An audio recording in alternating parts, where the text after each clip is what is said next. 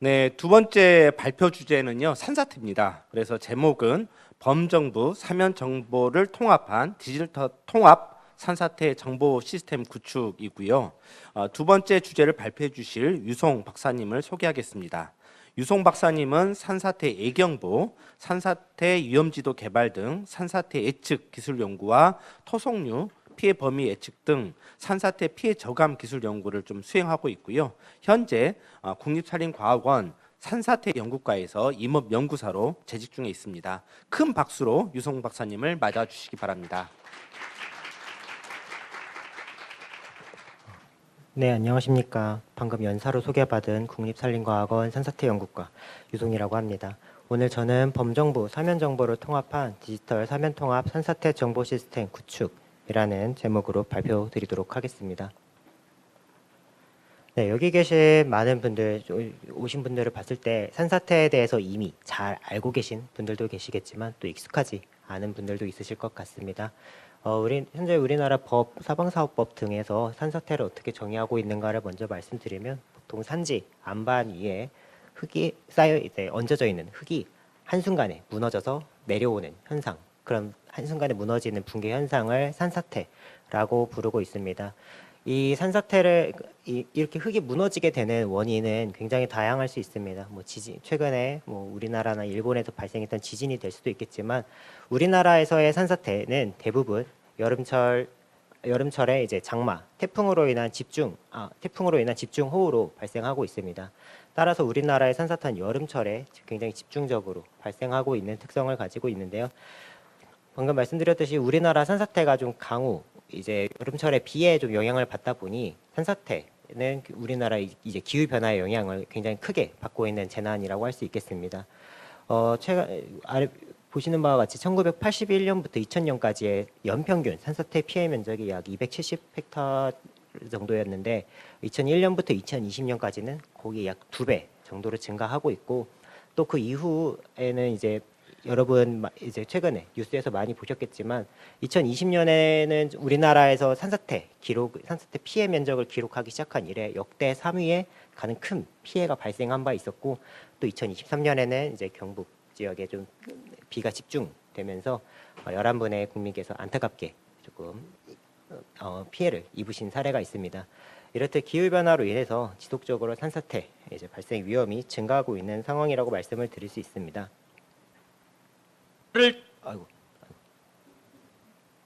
잠시만요. 네, 요거는 저희가 산사태가 얼마나 큰 위험인가를 좀 공유하기 위해서 가장 대표적으로 우리 여러분이 많이 알고 계신 우면산 산사태 영상을 딸을 차에 태워 집을 보여드리려고 나섰습니다. 합니다. 약 15분 뒤 왼편 우면산 쪽에서 엄청난 양의 토사와 물이 쏟아집니다. 바로 앞에 있던 차량들이 순식간에 사라졌습니다. 일촉즉발의 순간 여 씨는 급히 제동장치를 밟았고 토사가 유리창에 튀었지만 차량이 휩쓸려가는 것은 간신히 피할 수 있었습니다. 네, 방금 보셨듯이 지금 영상에서 이제 저런 영상을 제보해 주신 신문께서는 당연히 무사하시지만 우면산 산사태로 인해서 당시 서울 지역에서만 16분의 인명피해가 발생하는 등 굉장히 온 국민에게 굉장히 큰 이제 충격을 준 사건이었습니다. 특히 남부순환로라는 이제 교통량이 많은 지역의 출퇴근 시간에 러시아워 시간에 이제 산사태가 피해가 발생하였기 때문에 저 이후에 저희는 굉장히 많은 이제 시스템적인 개편이 있었습니다. 그래서 이제 우면산 산사태도 있었지만 과거부터 우리나라의 산림청에서는 이제 효과적으로 인명 및 재산 피해를 좀 최소화하고자 산사태 위험 예측을 할 수 있는 기술들을 꾸준히 개발해 왔고 그 내용들을 산사태 정보 시스템을 통해서 제공해드리고 있었습니다. 그래서 대표적으로는 이제 언제 어디서 어느 정도의 규모로 산사태가 발생할지를 예측하는 내용들을 개발하여서 탑재하여 왔고 특히 최근에는 이제 안전 사각지대 최소화라는 목적을 가지고 각 부처에 흩어져서 관리되고 있는 위험 사면 정보를 통합적으로 표출할 수 있는 디지털 사면 통합 산사태 정보 시스템으로까지 전환을 하고 있는 상황입니다. 그래서 오늘 제가 말씀드릴 부분은 사실 저희 국립산림과학원 그리고 산림청에서 처음에 이러한 기술 개발은 1980년대에 이루어지기 시작했는데요. 80년대부터 현재 디지털 사면 통합 산사태 정보 시스템에 이르는 그 과정 그리고 현황을 간략히 소개해드리도록 하겠습니다. 네, 우선 가장 먼저 말씀드릴 부분은 산사태 위험 예측 중에서도 언제에 해당하는 산사태 예경보 체계 발전입니다. 네, 보시는 그래프 굉장히 오래된 그래프라고 느껴지실 텐데 실제로 굉장히 오래된 연구 주제이기도 합니다. 우리나라에서의 산사태 예측을 어떻게 해야 될까에 대한 연구는 사실 1980년대, 81년에 시작되었습니다.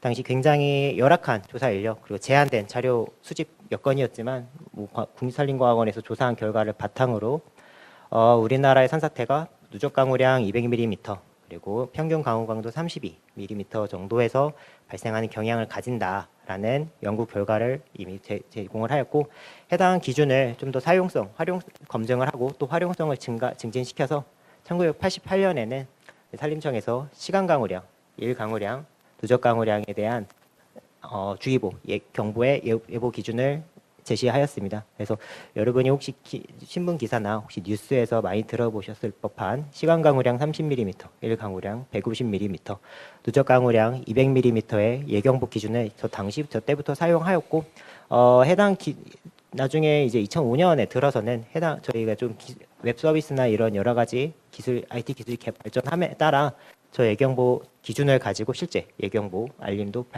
문자 메시지 혹은 웹 서비스를 통해서 저런 예측 정보를 제공한 바 있습니다. 네, 하지만 이제 아까 영상에서 보셨던 사실 우면산 산사태 이후로 개편이 있었는데요. 2010년대에 들어서는 저희 기존의 예경계를 조금 더 고도화해야겠다라는 필요성을 많이 느꼈습니다. 가장 대표적인 원인은 이제 1980년 구축된 예경보 체계에 이제 활용된 산사태 데이터가 상당히 좀 부족한였고 또 그렇기 때문에 전국 단위의 기준을 만들어 제공을 하다 보니 사실 우리나라의 굉장히 다양한 지질 특성을 제대로 반영하기 어렵다라는 한계가 있었습니다. 따라서 이러한 지질과 다양성을 좀 반영하고 좀 더 정밀한 산사태 예측 정보를 제공하고자 국립산림과학원에서는 저희 산사태 예경보 시스템, 저희가 줄여서 클래스라고 부르고 있는 시스템이 있는데요. 이 클래스를 2013년 구축하여서 현재까지 운영하고 있습니다. 이 클래스의 가장 큰 특징은 전국을 연평균 강우량, 지질 특성에 따라서 11개 세부 권역으로 구분하였고 각 세부 권역별 산사태 임계 기준을 구축하여서 실제 각 지역에 맞는 산사태 예측 정보를 정확하게 또 정밀하게 생산할 수 있게 되었다는 점입니다. 저희 강우 정보 같은 경우면 우리나라에서 실제 강우 정보를 가장 많이 생산하고 있는 기상청의 강우 정보를 활용하고 있습니다. 그리고 현재는 이제 저희가 이 클래스에서 도출되는 산사태 예측 정보를 활용해서 주의보, 예비경보, 경보의 3단계 예측 정보를 발령하고 있습니다. 이 클래스의 경우는 클래스의 이제 간단하게 이제 모델을 말씀을 드리면 이 모델은 이제 오른쪽 상단에 그림 중에서 왼쪽 상단에 있는 저런 물탱크 모양의 그림이 가장 기본적인 형태가 되겠는데요.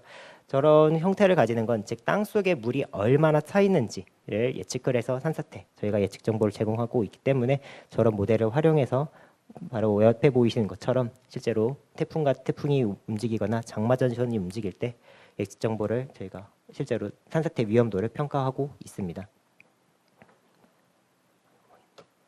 네, 하지만 최초 2013년, 14년 그 정도 최초 개발되었던 당시에는 이제 클래스의 예측 범위는 이제 사실 미래 1시간까지였습니다.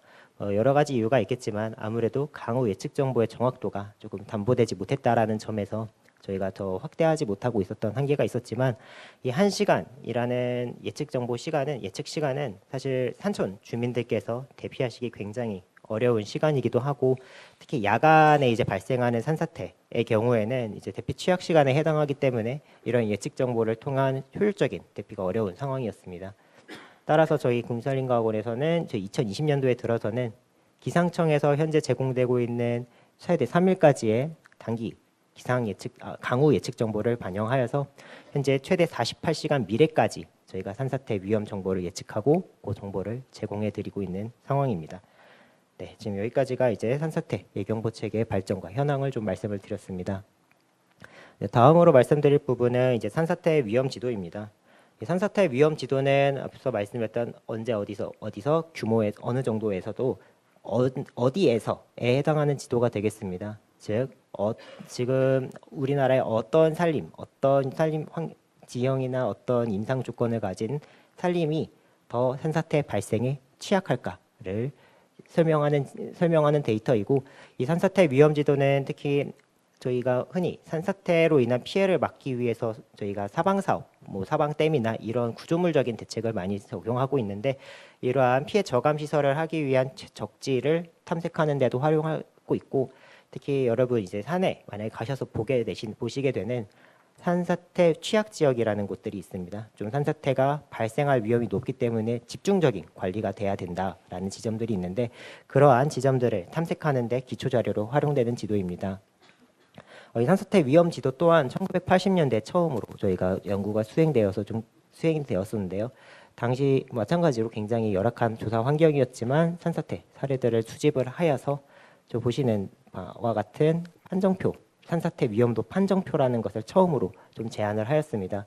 숫자가 조금 잘 보이진 않지만 저 숫자가 실제로 보시면 이제 소수점으로 나타나 있습니다. 이 소수점으로 나타나 있는 숫자는 사실 현장에서 또 적용하기가 좀 어려운 부분들이 있기 때문에 저희 1990년대에 들어서는 저런 판정표를 조금 더 실제 데이터로 검증도 하고 또 실제 우리나라 산림의 위험도를 잘 평가할 수 있도록 개선하여서 보시는 이제 왼쪽 아래쪽에 보시는 표와 같이 개선이 되었고, 저 판정표를 기준으로 1, 2, 3, 4등급에 4개의 등급으로 구분되는 산사태 위험 지도를 구축하여서 2005년에 저희가 웹 GIS 서비스로 국민 여러분께 제공해 드리고 있었습니다.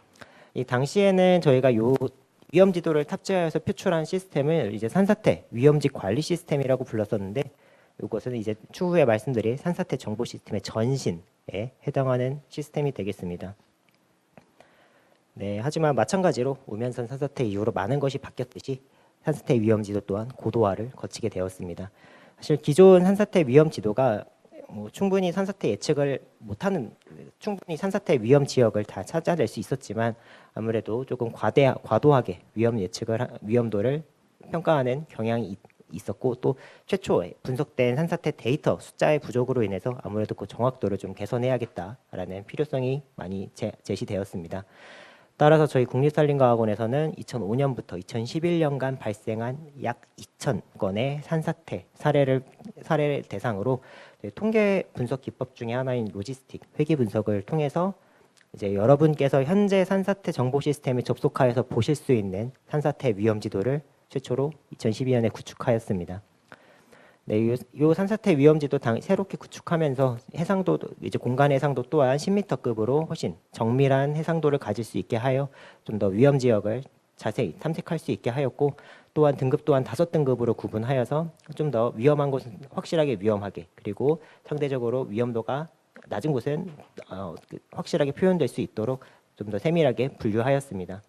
또한 이 당시에는 이제 국가의 여러 가지 공간적인 정보가 수치화되고 있던 시점이었습니다. 즉 GIS, 지리 정보 혹은 GIS라고 얘기하는 수치 지질도, 수치 임상도, 이러한 데이터들이 꾸준히 이제 개발되어서 제공되고 있던 시점이었기 때문에 이러한 최신화된 데이터를 활용하여서 보다 정밀한 데이터를 구축하였습니다.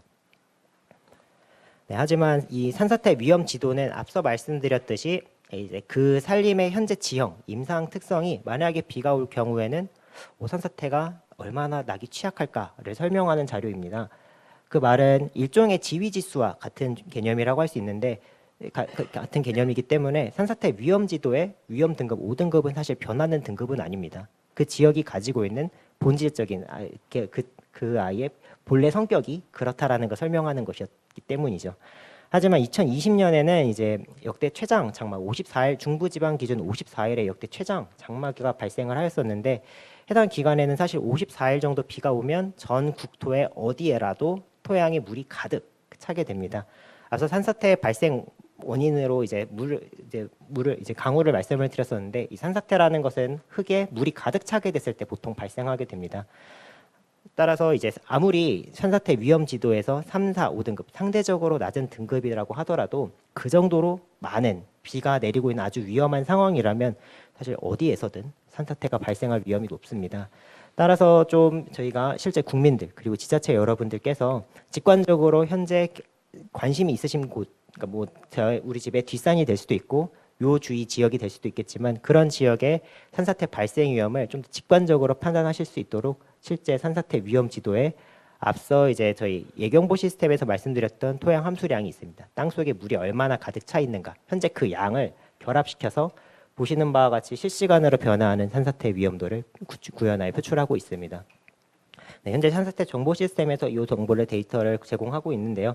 여기 밑에 계속 변하고 있는 이 그림은 사실 2023년 저희가 시범 구축을 한 뒤 경북 지역에서 발생했던 산사태 지역에 대한 모니터링 결과입니다.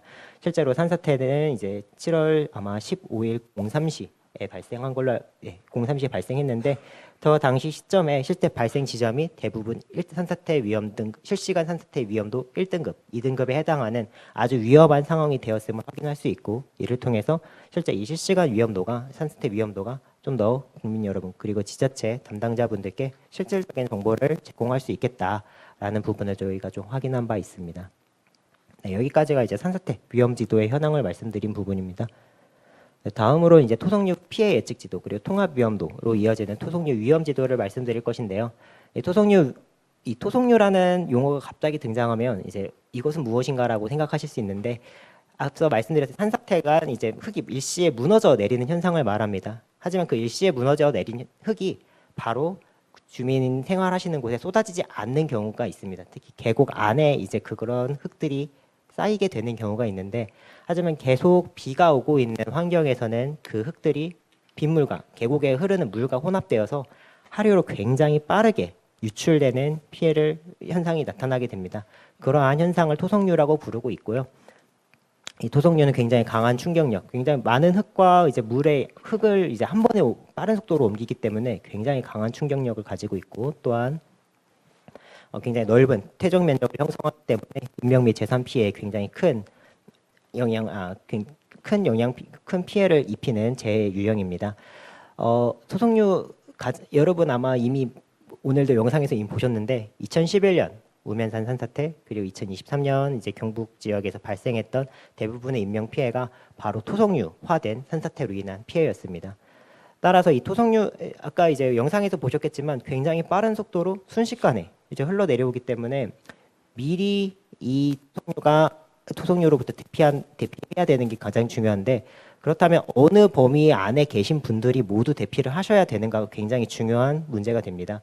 그렇기 때문에 저희는 어느 범위까지의 이 산사태로 인한 토속류가 흘러나올 것인가를 예측할 수 있는 보시는 방금 영상은 지나갔지만 이 랜덤워크 모델이라는 토속류를 예측할 수 있는 프로그램을 개발하였습니다. 그리고 이 개발한 프로그램을 가지고 현재 이거는 이제 반영되기 전이라서 2016년에 최초로 약 19만여 개 산림 유역에 대해서 저희가 이 토속류 피해 예측 지도를 전부 구축하였고 현재 저희 작년에 이 토속류 피해 예측 지도를 한 번 더 업데이트해서 전국에 더 세밀하게 많은 위험 예측 범위를 구축한 바 있습니다. 이렇게 피해 예측 지도를 그릴 때 가장 저희가 어려웠던 점 중에 하나는 이제 사실 큰 산사태가 날수록 멀리 토속류로 이제 피해를 벗는 범위는 더 멀리 더 넓게 잡히게 됩니다. 그렇다면 어느 정도의 토사량을 이제 산사태가 발생할 것이라고 예측을 해야 되는가가 가장 중요한 문제가 될 텐데 저희는 좀 더 안전한 범위를 구축하기 위해서 실제 산사태 위험 지도의 1, 2등급지가 모두 붕괴되는 아주 극한 기상에서만 극한 기상에서 발생하는 재해에 대응할 수 있는 피해 예측 범위를 구축하여 제공하고 있고 실제 저희가 자체적으로 분석한 결과를 보여드리지는 않지만 대부분 저 피해 예측 범위가 실제 토속류 발생에서 피해를 입은 범위가 저 피해 예측 지도 범위 내에 포함되는 것을 확인한 바 있습니다. 네, 하지만 이 토속류 피해 예측 지도가 이제 전국에 19만여 개의 산림 유역이 구축이 된다면 굉장히 바로 옆에 있는 유역에 모두 있지만 한 지역에 이제 비가 집중되게 되면 그 모든 유역을 동시에 이제 집중적으로 대피시키는 게 어려울 수가 있습니다. 이러한 경우에는 이제 오른쪽 위에 있는 그림과 같이 실제로 거주 인구가 많은 지역은 당연히 우선적으로 대피의 우선순위가 상향이 돼야 되는 것이고 이제 상대적으로 인구가 거의 없거나 이미 사방 시설이 구축되어 있는 지역은 당연히 저러한 토속류 대피에서 우선순위에선 좀 후순위가 될 수 있을 것입니다. 이러한 실제 긴박한 상황에서의 지자체 담당자분들의 이제 대피 우선순위 의사 결정을 좀 지원하기 위해서 그럼 어디가 더 위험한가를 좀 판별할 수 있는 통합 위험도를 저희가 구축하여 제공하게 되었습니다. 이 통합 위험도는 간단하게 토속류가 가지고 있는 정말 물리적 힘 이 녀석이 건물을 부딪혔을 때 건물을 어느 몇 층짜리 건물까지 파괴할 수 있는가 이런 에너지를 나타내는 물리적 강도와 그리고 실제 그 토속류가 형성하는 퇴적 범위 내에 몇 분의 주민들이 살고 계신지 그분들의 속성은 어떤지 그리고 그분들이 거주하시는 혹은 그 안에 있는 다른 건물의 특성은 어떻게 되는지를 저희가 원단위, 이제 화폐 단위로 계산하여서 사회적 취약도를 계산한 바 있습니다. 이 물리적 강도와 사회적 취약도를 결합하여서 이제 등급 5개의 등급으로 나눈 것이 바로 토속류 통합 위험도인데 이 토속류 통합 위험도의 경우는 보통 저희가 실제 앞서 말씀드렸듯이 대피 우선순위의 의사결정에도 활용될 수 있지만 실제 이 데이터를 가지고 우리 이제 토속류 취약 지역이라는 것이 있습니다. 아주 좀 토속류가 발생하기 쉬운 위험한 계류를 집중적으로 관리하기 위해 지정되는 지역인데 이런 토속류 취약 지역을 선정하기 위한 기초 자료로 저희가 이 지도 또한 활용하고 있습니다. 네, 방금 말씀드린 이제 산사태 예경보 시스템, 산사태 위험지도, 그리고 토속류 위험지도라고 통칭하겠습니다. 이 모든 시스템은 사실 개별적으로 구축이 되었지만 종합적으로 제공이 돼야 된다라는 저희가 필요성을 느꼈고 그래서 저희는 산림청에서는 저희 산사태 정보 시스템이라는 이러한 내용들을 종합적으로 제공할 수 있는 플랫폼을 구축하여서 현재 이러한 정보들을 제공하고 있습니다. 그래서 산사태 위험지도의 경우는 매년 저희가 변화하는 지형과 임상을 바탕으로 갱신하여서 계속 탑재하고 있고요. 토속류 피해 예측지도 또한 그러한 변화된 산림 환경에 맞춰서 갱신하고 있는 진행 중입니다. 또한 산사태 정보 시스템이 기존에는 이제 예측 정보만을 제공한다라고 생각하실 수 있겠지만 현재는 산사태 취약 지역 그리고 사방댐 관리와 같은 산사태 예방, 대응, 복구 이 모든 일련의 과정에 모두 활용할 수 있는 종합 플랫폼으로 현재 확대하여 제공하고 있습니다. 네, 이 산사태 정보 시스템 같은 경우는 특히 국민 여러분들께서도 이제 인터넷에서 이 산사태 정보 시스템을 검색하시면 여기에 접속하셔서 실제 우리 지역에 지금 주의보가 나와 있는지 실시간 산사태가 위험도가 어떻게 되는지를 확인하실 수 있기 때문에 이곳을 한번 확인해 주시면 감사하겠습니다. 네, 하지만 이제 저희가 산사태 정보 시스템을 성공적으로 구축하여서 하고 있었지만 그럼에도 불구하고 조금 더 개선해야 될 부분들 사실 개선이라기보다는 좀 더 발전시키고자 하는 부분들이 있었습니다. 특히 대표적으로는 이제 최근 산림과 인접한 위험 사면들, 급경사지, 도로 비탈면과 같은 지역에서의 붕괴가 만약에 발생하여서 인명 피해가 발생하는 경우가 많이 늘고 있었습니다. 특히 이러한 위험 사면과 인접해 위험 사면이 이제 붕괴 위험이 높아진다고 하면 사실 그 인접해 있는 산지까지도 어떤 재해에 이제 같이 원인이 되거나 같이 재해 과정에 피해를 받을 수 있는 그런 상황이었기 때문에 이러한 위험 사면들을 통합적으로 관리를 해야 된다라는 저희가 필요성을 많이 느꼈습니다. 따라서 각 부처에서 개별적으로 관리되고 있는 이런 사면 정보에 대해서 저희가 디지털 사면 통합 산사태 정보 시스템으로 모두 통합을 해서 표출하는 방식으로 현재 기존 산사태 정보 시스템을 개선하고 전환하고 있습니다. 네, 그래서 보시는 바와 같이 대표적으로는 행정안전부, 국토부, 이제 산자부, 농림부 등 다양한 부처와 지금 현재 협의를 통해서 이러한 데이터를 저희가 취합하여서 이런 식으로 이제 지자체 당국자들께서 쉽게 조회하실 수 있도록 표출을 하고 있고요. 현재 이 사업은 2024년에 1단계 사업은 일단 종료가 됐고 2026년까지 이 사업이 최종적으로 완료가 되어서 디지털 사면 통합 산사태 정보 시스템 구축이 완전히 완료가 될 예정입니다. 네, 지금까지 이제 저희 1980년대 굉장히 오래전부터 이제 지금까지의 연구 성과들을 소개해드렸고 마지막으로 디지털 사면 통합 산사태 정보 시스템을 어떻게 구축하고 있는지를 말씀을 드렸는데 사실 말씀을 드렸습니다. 하지만 이제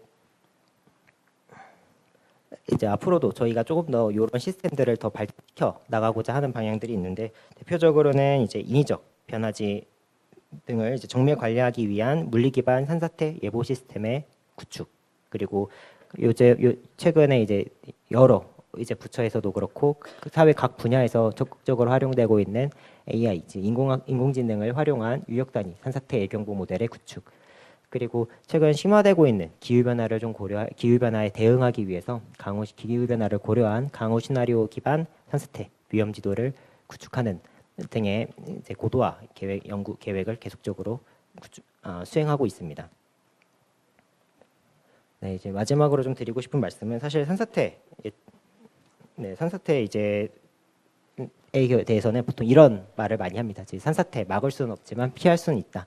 사실 산사태가 발생하는 것을 예측하고 산사태가 발생했을 때 그 피해를 완전히 차단하는 것은 사실 구조물 저희가 사방댐과 같은 대책도 하고 있지만 전 국토를 완전히 이제 커버하는 건 사실 좀 어려운 일이긴 합니다. 하지만 미리 산사태 발생을 예측하고 사전에 대피할 수 있다면 이 산사태로 인한 인명 피해는 피할 수 있다고 생각하고 있습니다. 따라서 저희 국립산림과학원은 앞으로도 국민 여러분께서 산사태로부터 더욱 안전한 삶을 영위하실 수 있도록 산사태 예측 기술을 고도화하고 피해를 차단하는 기술을 지속적으로 개발해 나가도록 하겠습니다. 네, 이상으로 발표 마치겠습니다. 감사합니다.